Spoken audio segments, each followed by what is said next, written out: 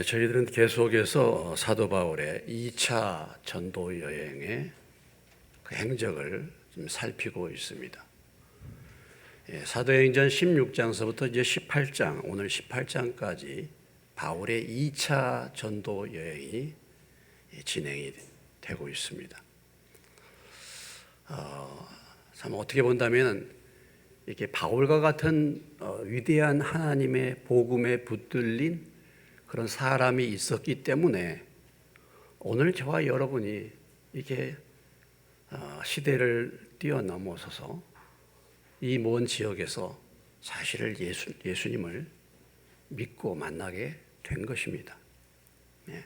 그런 사람들 시대마다 바울과 같이 하나님의 복음을 알고 주님이 누구신가를 알고 그 복음의 빚진 자로서 그 사랑의 빚진 자로서 생명을 걸고 열정적으로 복음을 전하는 이런 헌신된 일꾼이 있었기 때문에 오늘 저와 여러분이 사실 이 자리에 있게 된 것입니다. 바울은 2차 전도 여행 드디어 하나님이 유럽으로 바울을 인도하셔서 이제 2차 유럽 지역을 복음을 전하고 있습니다. 빌립보, 데살로니가, 베레아를 거쳐서 이제 아덴까지 바울이 복음을 전하러 왔습니다.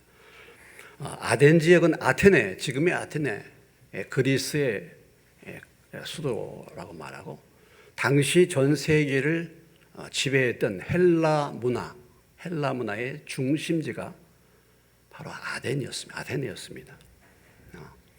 이 아테네에서 바울이 복음을 담대하게 전했는데 참 이 문화의 중심지 또 모든 그 종교와 정치와 문화와 이 중심지인 이 아덴은 그래도 진리를 찾고 하나님을 그들이 섬기고 이렇게 하나님 앞에 가까이 나가는 그런 지역이 아니었겠는가라고 생각할 수 있지만은 바울의 아덴에서의 복음 전도는 다른 지역보다도 별로 열매가 없었습니다.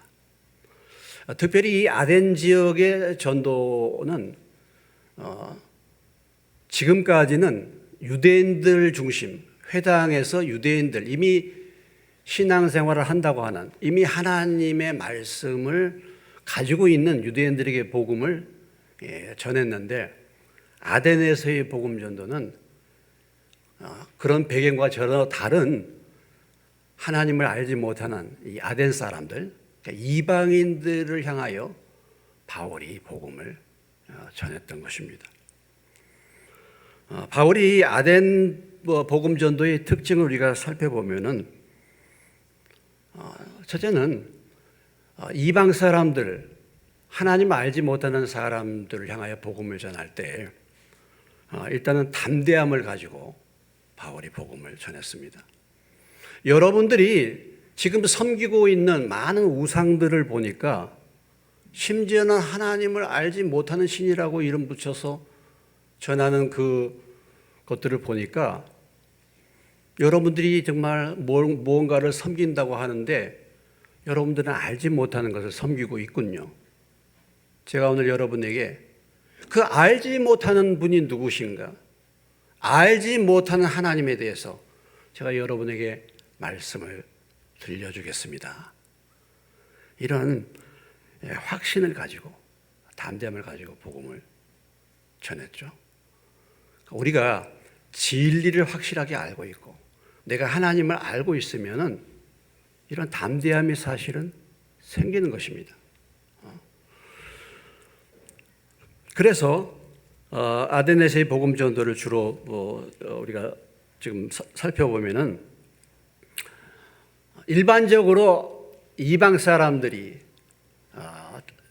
접근할 수 있는 그 신에 대한 그 접근의 통로가 자연 만물이기 때문에 이 자연 만물 중심으로 바울이 복음을 전하고 있는 것을 볼 수 있습니다. 그런데 하나님은 하나님은 멀리 계신 분이 아니고 하나님은 바로 이 모든 천지 만물을 창조하신 창조주 하나님이시다. 조물주 하나님이 이 천지 만물을 창조하신 분이시다. 그리고 그 하나님이 우리의 생명과 호흡을 주관하시고 오늘도 만물을 운행하시고 주관하신 분이 그 하나님이시다. 그래서 오늘 우리 인생들은 하나님을 힘입어서 우리가 살고 움직인다. 그래서 하나님은 천지를 창조하신 하나님이요, 하나님은 생명과 호흡과 만물을 주시는 하나님이시요, 하나님은 우리가 살고 움직일 수 있는 힘을 주시는 하나님이시다. 그리고 그 하나님은 언젠가는 심판을 하시는 심판주 하나님이시고 죽은 자 가운데서 부활하신 하나님이시고 그리고 믿을 만한 증거를 주신 하나님이시다. 이렇게 복음을 분명하게 증거했습니다. 그리고 회개를 촉구했죠. 이렇게 바울이 복음을 전했을 때 아덴 사람들의 반응은 세 부분으로 나눠졌었습니다. 어떤 사람은 그 말씀을 듣고 조롱했다는 거죠. 어떤 사람은 그 말씀을 듣고 조롱을 했습니다. 그게 무슨 소리냐? 하나님이 우리는 잘 몰라. 그것은 우리가 동의할 수 없어. 어떻게 죽은 자가 살아날 수가 있나? 하면서 하나님을 조롱하는 돌짝밭과 같은 마음을 가진 사람들, 거부하는 사람들이 있었고, 또 어떤 사람들은 다음에 다시 들어보겠다 하면서 내일을 기약하는 사람들도 있었고, 그래서 이 아테네에서의 전도는 사실 큰 열매를 맺지 못하는 전도였다. 그렇습니다. 그래서 몇 사람만이 소수의 사람만이 하나님을 믿게 되었다라는 것이죠.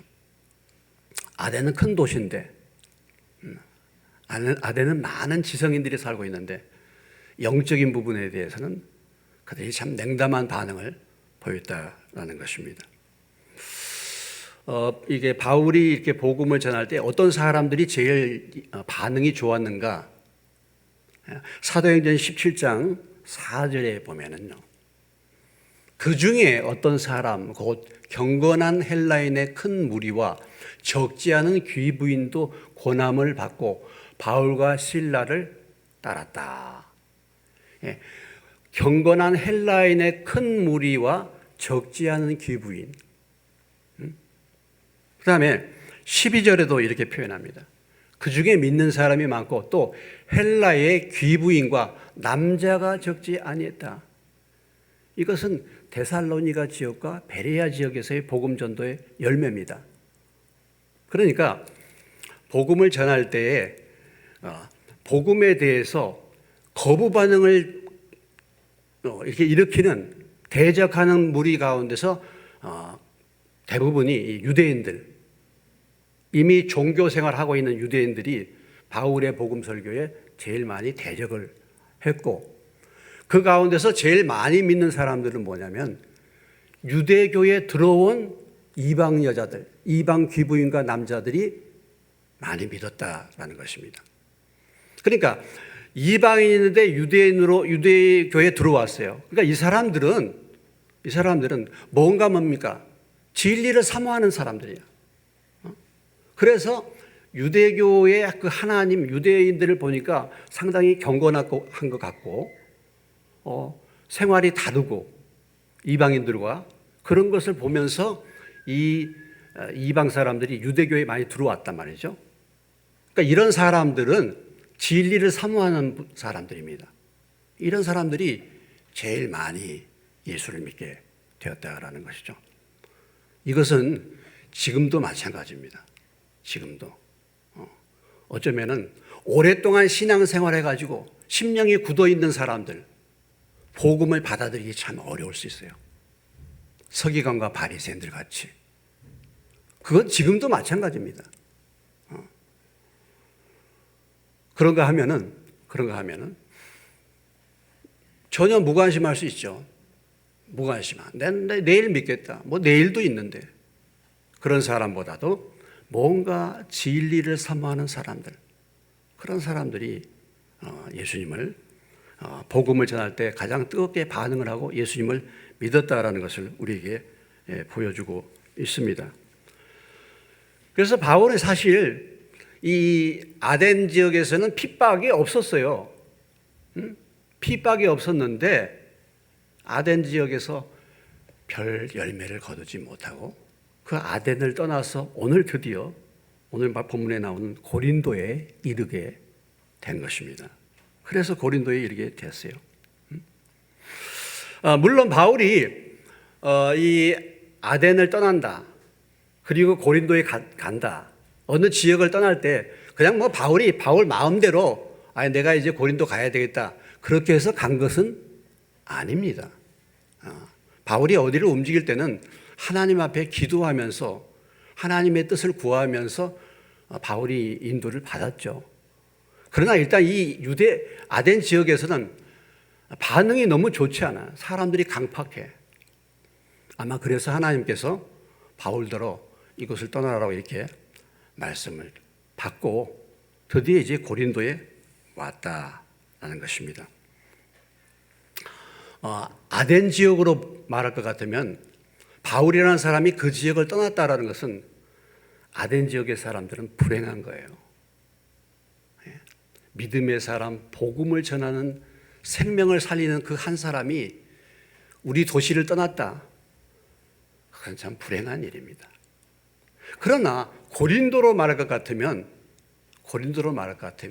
이 위대한 사도 바울, 물론 겉으로는 알 수 없지만은 이 고린도 지역에 이 사람이 왔다라는 것은 그들에게는 큰 은혜와 복이 사실은 되는 것입니다. 바울이 이제 고린도에 이르러서 그곳에서 고린도에서 일어난 이제 사역이 앞으로 이제 쭉 전개가 되는 건데, 오늘 본문에서 나타나주고 있는 이 고린도 사역, 고린도에 이르러서 나타나는 두 가지 특징은, 첫째는 뭡니까? 귀한 동역자를 만나게 된 것입니다. 오늘 2절에 이렇게 말하고 있지 않습니까? 2절, 아굴라라는 본도에서 난 유대인 한 사람을 만나니 글라우디가 모든 유대인을 명하여 로마에서 떠나라 한 거로 그가 그 안에 브리스길라와 함께 이달리아로부터 새로 온지라. 바울이 그들에게 가매. 그래서 여기에서 이 고린도 지역에서 이 아굴라와 브리스길라, 이 유명한 하나님의 일꾼을 바울이 만나게 됩니다. 로마서에 보면 브루스길라와 아굴라, 여자 이름이 앞에 나와. 대개 보면 남자 이름이 먼저 앞에 나오는데, 그런 걸 보면 이제 브리스길라가 사람들이 얘기할 때 믿음이 더 뜨거웠다, 이렇게 이제 말하는 것을 볼 수 있는데, 아무튼 이곳에 와서 브리스길라와 아굴라 같은 그런 귀한 도격자를 만나게 됐다라는 것입니다. 바울이 이 고린도에 올 때 그 바울의 심정을 고린도 전서 2장 3절에서 잘 보여주고 있습니다. 고린도 전서 2장 3절에 나중에 이 고린도 교회의 사역을 기록한 성경이 고린도 전서고, 또 그 후에 고린도 후서를 또 쓰게 되는데, 바울이 이 아텐을 떠나서 고린도에 왔을 때에 그때의 그 심정을 바울이 고린도전서 2장 3절에서 이렇게 표현해요. 내가 너희 가운데 거할 때 뭐예요? 약하고 두려워하고 심히 떨었다 그랬습니다. 바울이 약하고 두려워하고 심히 떨었다 그랬어요. 아니, 바울이 어떤 사람입니까?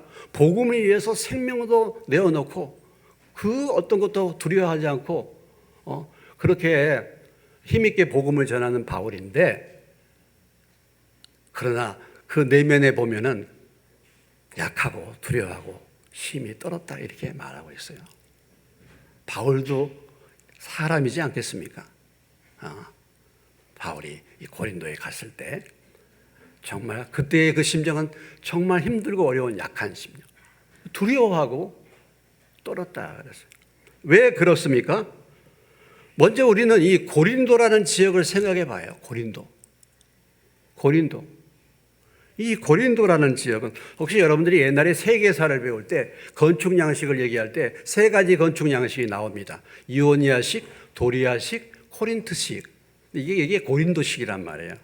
서양의 그 건축 양식이 세 가지 양식이 있는데 이 고린도 양식이 거기서 나오는데 그 고린도를 말하는 것입니다. 여러분 세계에 그 큰 운하가 있습니다. 큰 운하가 있죠. 지금 일반적으로 두 개를 얘기합니다. 하나는 수에즈 운하하고 하나는 뭐예요? 파나마 운하를 얘기하죠. 그런데 원래는 세계 3대 운하가 있어요. 그 운하가 고린도 지역에 있습니다. 고린도 운하가 있어요. 예? 옛날에는 세계 3대 운하, 그러면 고린도 운하, 수에즈, 그 다음에 뭐예요? 파나마 운하 이렇게 했는데 이곳이 항구 도시로 유명한 도시입니다. 항구 도시로 유명해서 많은 배가 거기에서 기항하게 되고 많은 선원들, 상업과 경제의 도시, 돈 많은 도시입니다. 많은 선원들이 들락거리는 도시. 그래서 이 고린도 지역에는요, 아프로티테라는 헬라 신이죠, 여신이죠. 그것을 로마에서는 비너스 여신이라고 그럽니다. 비너스 여신 아시죠? 옛날에 비너스 스타킹 그런 것도 있었습니다만은 기억하시는 분이 계실지 모르겠어요. 비너스 신이라고 하는 큰 신전이 이 고린도에 있었어요. 그 신전에 약 1000여 명의 여사제가 그 신전을 섬기고 있고 이 1000여 명의 여사제가 뭐냐면 그 고린도 지역의 매춘부 역할을 하는 여자들이었습니다. 그래서 이 고린도 지역은 한마디로 말해서 쾌락과 방탕의 도시, 되게 항구 도시가 그렇지 않습니까? 돈 많은 항구 도시가 되게 그럴 수 있는데 선원들이 들락날락거리고 그래서 고린도 여자, 코린티스라는 단어의 의미는 고린도 여자, 매춘부라는 의미를 나타내요. 어떤 사람이 고린도화 되었다라고 말했을 때 그 단어 자체가 뭐냐면 그 사람이 방탕한 삶을 살았다. 그 사람이 음행했다. 이것을 표현할 때 단어 자체가 고린도화 되었다라는 단어를 사용할 정도로 이 고린도는 한마디로 말해서 부패하고 타락한 도시였다라는 것입니다. 그래서 하나님께서 지금 바울더러 아데네에서 열매를 많이 맺지 못한 바울에게 고린도로 가라고 했을 때에 정말 이 방탕한 이 도시, 이곳에 가서 과연 내가 어떻게 사역을 할 수 있을까? 정말 전도하기 어려운 지역, 이런 지역에 가서 과연 복음을 제대로 전할 수 있을까? 그런 심정, 그런 심정. 그리고 지금 바울의 일행은 어디에 있습니까? 마게도냐의 베리아에 아직 지금 실라와 디모데 그 일행이 거기에 있습니다. 바울은 지금 단독으로 와 있어요. 그렇기 때문에 바울이 고린도로 갈 때 내가 너희 가운데 거할 때 약하고 두려워하고 심히 떨었다라고 하는 표현이 사실은 맞는 표현이라고 볼 수가 있는 것입니다. 이런 바울에게 하나님께서 고린도에 갔을 때 하나님이 그 바울을 그냥 두지 않고 누구를 만나게 하셨다고요? 바로 브리스길라와 아굴라라는 이 귀한 동역자를 만나게 하셨어요. 하나님은 정말 하나님의 일은 혼자 할 수 없기 때문에 하나님이 이렇게 어려운 때에 귀한 동역자를 만나게 해 주신 것입니다. 자, 이 브리스길라와 아굴라는 어떤 사람이었습니까? 글라우디아가 모든 유대인을 명하여 로마에서 떠나가 할 때 로마에서 추방을 당한 유대인이에요. 그러니까 글라우디아라는 황제가 있었는데 클라우디스라고 합니다.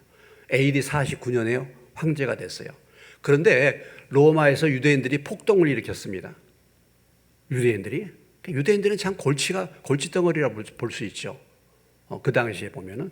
그러니까 이 로마 황제가 유대인들을 로마에 다 추방시켰어요. 그때 추방을 당해가지고 고린도에 온 부부가 있었는데 그 사람이 바로 브리스길라와 아굴라였다. 그러니까 그때 추방을 당하고 바울은 그때 고린도에 오고 그래서 이렇게 귀한 동역자를 만나게 된 것입니다. 로마서 16장 3절로 5절에 바울은 이 부부를 이렇게 표현해요. 너희는 그리스도 예수 안에서 나의 동역자들인 브리스가와 아굴라에게 문안하라. 그들은 내 목숨을 위하여 자기들의 목까지도 내놓았나니 나뿐 아니라 이방인의 모든 교회도 그들에게 감사하느니라. 이 브리스길라와 아굴라 편, 또 저희 집에 있는 교회에도 문안하라. 이렇게 말하죠. 그러니까 브리스길라와 아굴라, 브리스가라고도 합니다. 그 집에 이미 교회가 있었죠. 자기 집을 교회로 개방해서 지금 집에서 예배를 드리고 있습니다. 이들을 표현할 때 바울의 목을 위해서, 바울의 목숨을 위해서 그들의 목숨까지도 내어줄 사람, 바울이 이렇게 말했죠. 그러니까 생명을 바쳐서 바울과 함께 일할 수 있는 그런 사람을 하나님께서 바로 이 고린도에서 만나게 하셨다라는 것입니다.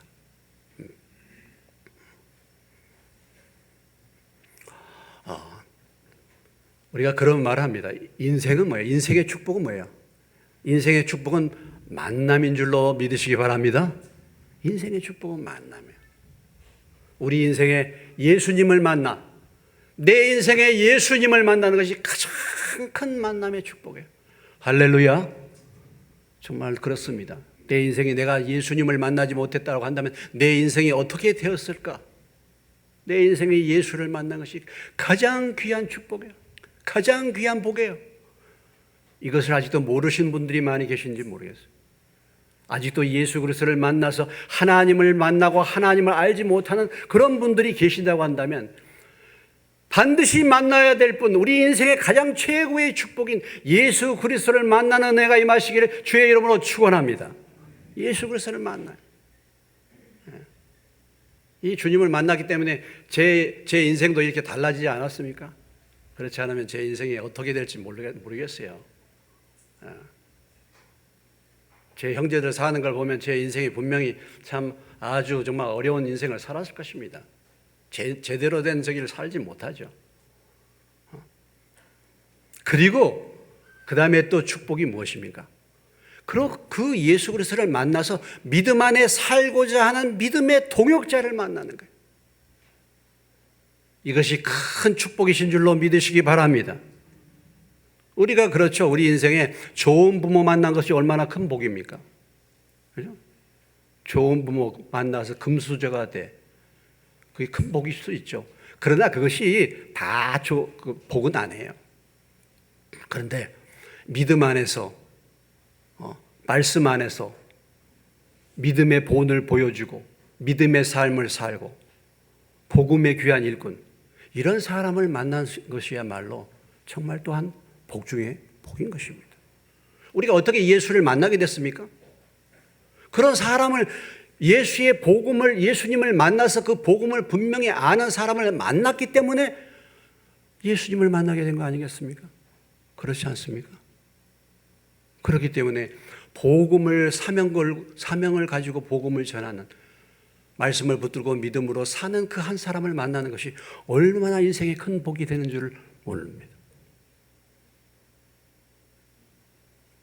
이런 믿음의 동역자를 만나는 것이 복 중의 복이죠. 여러분의 삶에도 그런 믿음의 아름다운 동역자를 만나는 은혜가 임하시길 주의 이름으로 축원합니다.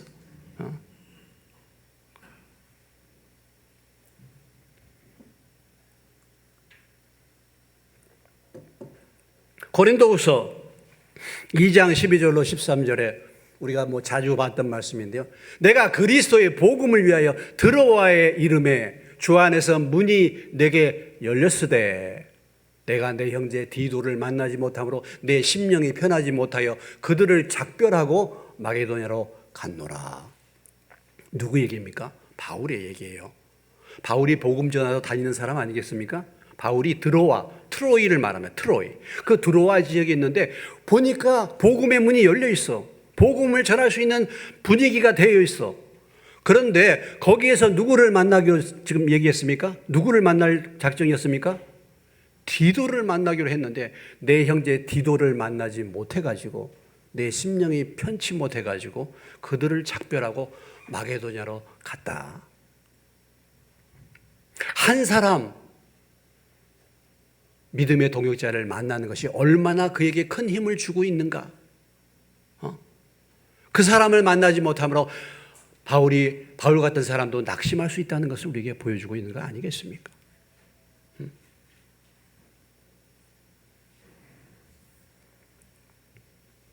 이런 일꾼들을 만나는 거예요. 빌립보서 2장 20절로 22절에 이는 뜻을 같이하여 너희 사정을 진실히 생각할 자가 이밖에 내게 없습니다. 그들이 다 자기 일을 구하고 그리스도 예수 일을 구하지 아니하되 디모데의 연단을 너희가 아나니 자식이 아버지에게 함같이 나와 함께 복음을 위하여 수고하였느니라. 모든 사람들이 다 예수 일을 구하지 않아 자기 일을 구해. 그런데 디모데만큼은 복음을 위하여 목숨을 걸고 바울을 아버지처럼 여기면서 함께 동역을 했다라는 것이죠. 전도서 4장 9절로 12절에서 이렇게 말합니다. 두 사람이 한 사람보다 나으면 그들이 수고함으로 좋은 상을 얻을 것입니다. 두 사람이 한 사람보다 나아. 혹시 그들이 넘어지면 하나가 그 동물을 붙들어 일으키려니와 홀로 있어 넘어지고 붙들어 일으킬 자가 없는 자에게는 화가 있으리라. 이렇게 주님의 교회를 섬기고 주님의 사역을 하는데 함께 믿음의 삶을 사는데 함께 넘어지면 일으켜줄 수 있는 믿음의 동역자가 있는 것이 얼마나 큰 은혜요 축복인가. 두 사람이 함께 누우면 따뜻하지만 한 사람이면 어찌 따뜻하랴. 한 사람이면 폐하겠거니와 두 사람이면 맞설 수 있나니 세 겹줄은 쉽게 끊어지지 않는다. 동역의 중요성을 말해주고 있죠. 우리가 함께 동역하려면 무엇이 필요합니까? 아모스서 3장 3절에 이렇게 말하고 있죠. 두 사람이 뜻이 같지 않는데 어찌 동행하겠는가? 하나님의 말씀을 붙들고 복음을 전하는 데 마음과 뜻을 같이 합할 때 그 사람이 동행할 수 있는 사람이 되는 것입니다. 복음을 위해서 협력할 사람, 그 믿음의 동역자, 이 사람을 자기를 위해서 생명을 바칠 수 있는 이 두 사람을 바울이 고린도에서 만나게 되었다는 것입니다. 여러분은 어떻습니까? 복음의 사역을 위해서, 복음의 사역을 위해서 그렇게 목숨을 들여서 함께 동역할 수 있는 그런 믿음의 사람, 그런 동역자로서 여러분이 준비되시기를 주님의 이름으로 축원합니다. 내가 직접 가서 복음을 전하지 못하면 함께 옆에서 동역자가 되어주는 거잖아요. 바울이 이렇게 복음 전하러 돌아다니지만 안디옥 교회에서는 바울을 위해서 계속 기도해 줬죠. 빌립보 교회에서는 바울을 위해서 물질을 보냈습니다. 다 협력해서 사역하는 거 아니겠습니까? 오늘 저와 여러분이 인도를 가지 못하고 카자흐스탄을 가지 못하고 터키를 가지 못하고 이렇게 하지만 그곳에 나가 있는 선교사들을 위해서 우크라이나를 가지 못하지만 그곳에서 선교하는 사역자들을 위해서 우리가 헌금도 보내주고 기도해 주는 거 아니겠습니까? 우리도 같이 동역을 하는 거 아니겠습니까? 혼자 어떻게 할 수 있겠습니까? 오늘 이런 동역자들이 사실 필요한 것입니다. 오늘 바울은 이렇게 말하죠. 바울은 복음의 사역을 하는 자신을 위해서, 하나님을 위해서 목숨 내어줄 자가 아니라 복음의 사역을 위한 자신을 위해서 목을 내어줄 수 있는 그런 사람, 그런 동역자가 바로 브리스길라와 아굴라였다라는 것입니다. 우리가 보면은 여러분 조폭의 세계가 있습니다. 깡패의 세계죠. 깡패의 세계, 의리를 위해서 그들의 의리를 위해서, 불의를 행하는데도 불구하고 의리를 위해서 자기의 목숨을 내어줄 부하들이 있어요. 예? 세상의 정치 어떤 이념을 위해서 그들을 위해서 모든 것을 버리고 따를 사람들도 있다니까요. 우리가 그것이 아니라 정말 하나님의 복음을 위해서, 그 사역을 위해서 주님을 섬기는 그 믿음의 사람들의 진정한 동역자, 이 사람이 오늘 필요한 것입니다. 오늘 어쩌면 저는 부족한 사람입니다만은, 부족한 제가 이렇게 복음을 전할 때 여러분들이 브리스겔라와 아굴라처럼 저의 동역자가 될 수 있다면 얼마나 좋겠습니까? 위에서 기도해 주면서, 복음을 위해서 합력하면서,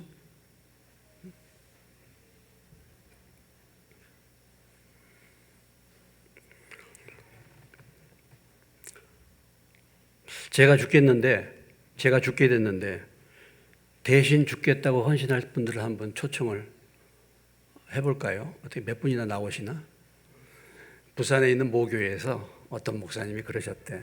예, 부산에 한 150명 모이는 데서 자기 목회를 평가하면서 내가 이 말씀을 이제 전하면서, 내가 죽게 됐는데 여러분 가운데 내가 죽게 됐는데 나를 위해서 목숨 내놓을 분 계십니까?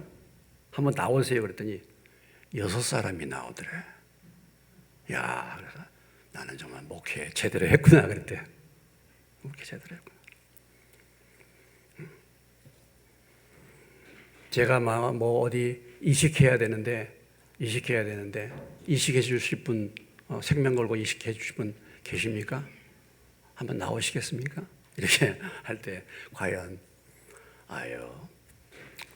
지갑이라도 한번 내놓으시죠, 여러분들. 지갑이라도 내놓으실 분들이 몇 분이나 계실지 모르겠어요. 근데 오늘 물론 뭐 사도 바울이니까 이런 일꾼이, 이런 동역자가 붙는 거 아니겠습니까? 그러나 우리에게 말씀해 주고 있는 중요한 부분은 뭔가?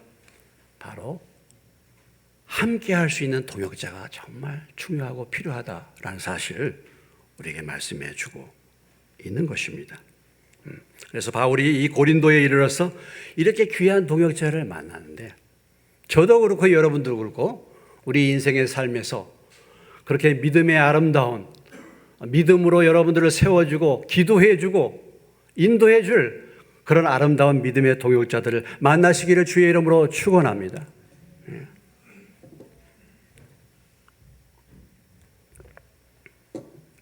두 번째, 오늘 고린도에 이르러서 두 번째 바울에게 나타난 새로운 것은 뭡니까? 3절로 4절입니다. 생업이 같음으로 함께 살며 일을 하니 그 생업은 천막을 만드는 것이더라. 안식일마다 바울이 회당에서 강론하고 유대인과 헬라인을 권면했다 그랬습니다. 고린도에 도착해가지고 일어나는 또 하나의 복음의 특징, 복음전도의 특징은 뭐냐면 자비량 선교했다. 일하면서 했다라는 것입니다. 일을 하면서 했다. 자, 생업이 같음으로 함께 살며 일을 하니 그 생업은 천막을 만드는 것이었더라 그랬습니다. 텐트를 만들면서 돈을 벌어가면서, 브리스길라와 아굴라도 천막을 만드는 사람이고 바울도 천막 만드는 기술이 있었는지 같이 천막을 만들면서 돈을 벌어가면서 복음을 전했다라는 것입니다. 유대인들은요, 반드시 부모가 자녀들에게 한 가지 기술을 반드시 가르쳐 줬대요. 뭐든지 기술을 하나씩 배우도록. 그러니까 뭐 공부만 시키는 것이 아니라 기술을 꼭 배우도록 했답니다. 그래서 기술을 가르쳐 주지 않으면요, 기술을 안 가르치는 것은 도둑질하는 도둑으로 만든다는 거예요. 그래서 반드시 기술을 가르쳐 줬습니다. 왜 그러냐? 유대인들은 떠돌이 민족이야. 떠돌아다니, 자기 나라가 없잖아요. 떠돌이 민족. 그러니까 뭐든지 기술이 있어야지 그래도 먹고 살 수 있는 거잖아요. 그래서 기술을 꼭 가르쳐 줘. 근데 이 유대인들이 이제 뭐 기술을 하든지 장사라든지 뭐 해가지고 돈을 많이 벌었는데, 이 유대인들을 별로 나라마다 좋아하지 않습니다. 그래서 유대인들이 추방해요. 그러니까 추방하면은 벌어놓던 재산이 다 내 것이 안 되는 거야. 다 놓고 와야 되는 거야. 그래서 이제 유대인들이 전략을 바꿨어요. 어떤 전략을 바꿨느냐? 유대인들이 어디로 추방을 당하더라도 고급 두뇌 역할을 할 수 있는 그런 직업을 갖는 것입니다. 다시 말한다면 변호사라든지 뭐 세무사라든지 이런 전문 기술, 전문 교수이라든지 의사라든지 이런 역할을 그런 것을 배우게 된 거예요. 그래서 오늘날 유대인들이 미국도 그렇지만은 전 세계에 다 유대인들이 뭡니까? 하이 클래스에 다 있습니다. 다 장악을 해요. 왜냐? 그들이 떠돌아다니면서 배운 것이 그거예요. 아무튼 유대인들은 한 가지 이상씩 기술을 가르쳐 줬다. 그런데 그것이 바로 오늘 바울과 이 브리스길라는 그것이 텐트 만드는 것이었다라는 것이죠.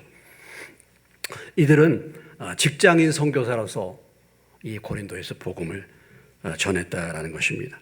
직업을 가지고 선교하는 사람을 직장인 선교사라고 말하기도 하고 전문인 선교사라고도 말합니다.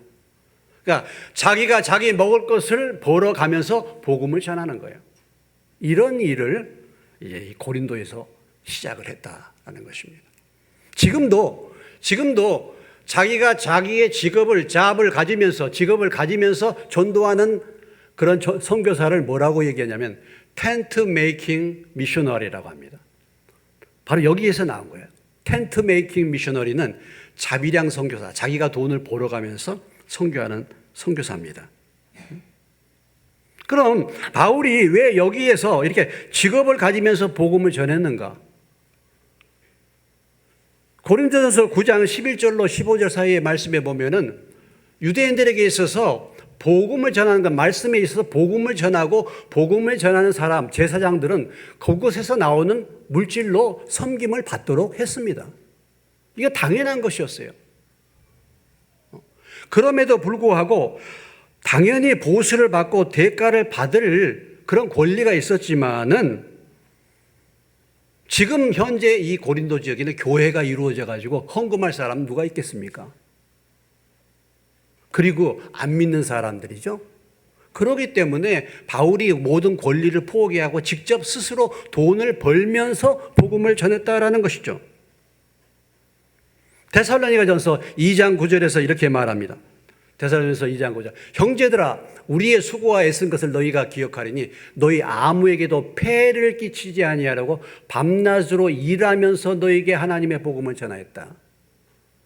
그러니까 주변에 있는 안 믿는 사람들에게 저 복음을 전하고 저 사람 돈 벌기 위해서 저런 일을 하는구나 하는 것이 아니라 그들에게 오해를 주지 않고 그들에게 폐를 끼치지 않기 위해서 복음의 장애가 되지 않게 해서 마땅히 복음을 위해서 살 사람이지만은 본인이 직접 돈을 벌면서 복음을 전했다라는 것입니다. 당시에 고린도에 제도적인 교회가 없었기 때문에 목회를 하면서 사례비를 따로 받는 것이 아니라 다 모든 것을 내려놓고 자기가 직접 일을 하면서 돈을 벌면서 복음을 전했다. 이것이 고린도 사역의 또 한 가지 특징이었다는 사실을 우리에게 보여주고 있습니다. 오늘 이 세상은 자기 권리를 주장하는 세상입니다. 자기 이익을 주장하는 세상이에요. 보면은 우리가 뭐 노사관계라든지 이런 모든 것을 보면은 정당한 권리 이상을 다 요구해요. 어떻게든지 자기 이익을 쟁취하려고 하는 그런 투쟁들을 이 세상은 하고 있습니다. 그러나 복음을 전하는 사람, 바울은 바로 자기 권리를 내려놓고 복음을 위해서 이것이 복음을 전하는데 장애가 될까 염려해서 스스로 돈을 벌어가면서 복음을 전했다라는 것입니다. 오늘 이제 저희 교회는 이제 제도적인 교회가 되어서 지금 이제 저는 풀타임 사역자로서 목회에 전념하고 제가 교회에서 사례를 받고 지금 목회를 하고 있죠. 그러나 어쩌면요, 저는 이렇게 풀타임 이제 지금 사역자가 돼서 그렇게 하지만 여러분들은 직장 생활하고 있지 않습니까? 그럼 바로 여러분들이 직장인 선교사라고 말할 수 있어요. 여러분들은 물질을 통해서 바울과 함께 협력해서 동역자가 되었던 브리스길라 아굴라처럼 오늘 우리가 이 일을 하면서 수입을 얻어서 그것으로 하나님의 교회를 섬기고 선교사들을 위해서 후원하고, 이것이 다른 것이 아니라 바로 내 자신이 자비량 선교사의 역할을 감당하게 되는 것이라고 말할 수 있는 것입니다. 오늘 선교사가 다른 사람이 선교사가 아니에요. 선교사가 다른 사람이 선교사가 아니에요. 내가 직장에서 일을 하면서 수입을 얻어서 그 물질로 하나님의 복음을 전하는 자들을 섬기고, 또 그 자리에서 복음을, 내 직장에서 복음을 전하는 사람, 어쩌면은 풀타임 사역자보다도, 어쩌면 목회자보다도 내가 직장에서 그 사역을 감당하면서 복음을 전하는 자들이 하나님이 더욱 훨씬 더 귀하게 상급을 주실 수 있는 것입니다. 오늘 이들이 일을 하면서, 직장 생활하면서 자비랑하면서 돈을 버는 목적이 그들이 잘 먹고 살기 위해서 하는 것이 아니라, 그것이 아니라 그들의 생계를 위해서 돈을 버는 것이 아니라, 물론 생계를 유지할 필요가 있겠지만은 이것이 내 직장 생활이 복음 전파의 수단과 통로로 사용하기 위해서 그들이 일을 했다라는 것입니다. 오늘 여러분들이 이제 직장 생활을 하고 직장을 구하고 있는 형제들도 있습니다. 직장에는요, 두 가지가 있어요. 잡이란 게 있습니다. 잡이란 게 있어요. 그냥 직장이에요. 근데 그 직장이 소명이 들어갈 때 그 직장을 보케이션이라고 합니다. 보케이션은 뭐냐면 같은 직장인데 그냥 돈 버는 것이 아니라 뭔가 사명감을 가지고 하는 거예요. 자, 의사가 됐습니다. 의사가 그냥 돈만 벌려고 해요. 그러면 잡입니다. 그런데 의사가 의사의 역할을 하면서 복음을 전하는 그 사명을 가지고, 아니면은 정말 사회에 어려운 사람들을 살리는 그런 사명을 가지고 그가 그 직장을 한다면 그것은 잡이 아니라 보케이션이 되는 겁니다. 오늘 우리 믿음의 사람들이 우리가 직장 생활하고 우리가 돈을 버는 것이 바로 사명감을 가지고, 이것이 복음을 전하는 하나의 통로와 수단이 되어야 될 줄로 믿습니다. 그래서 선교사가 다른 사람만 선교사가 아니라, 선교사가 해외에 나가는 사람만이 선교사가 아니라, 오늘 내가 이 자리에 있지만은, 내가 지금 직장 생활을 하고 있지만은 그런 사명감을 가지고 내가 직장 생활을 한다고 한다면 바로 그 사람이 바로 자비량 선교사가 되는 줄로 믿으시기 바랍니다. 그런 사명감을 가지고 여러분들이 직장에서 직장을 섬기고, 또 그 수입으로 하나님의 교회를 섬기고, 또 그 직장에서 복음을 전할 수 있는 저와 여러분 되시기를 주님의 이름으로 축원합니다. 오늘 고린도에서 바울은 귀한 동역자를 만났습니다. 여러분의 인생의 삶에 이렇게 믿음의 귀한 동역자를 만나는 은혜가 임하시기를 주님의 이름으로 축원합니다. 오늘 그들이 직장 생활하면서 돈을 벌어가면서 자기들의 생계가 목적이 아니라 복음을 전하는 수단으로 그들이 직장 생활을 했다는 사실을 알고, 또 여러분들이 행하는 각각의 처소에서 여러분의 직장의 삶이 그런 사명감을 가지고 행하는 복음의 수단과 통로로 사용되는 직장의 삶을 사는 저와 여러분 되시기를 주님의 이름으로 축원합니다.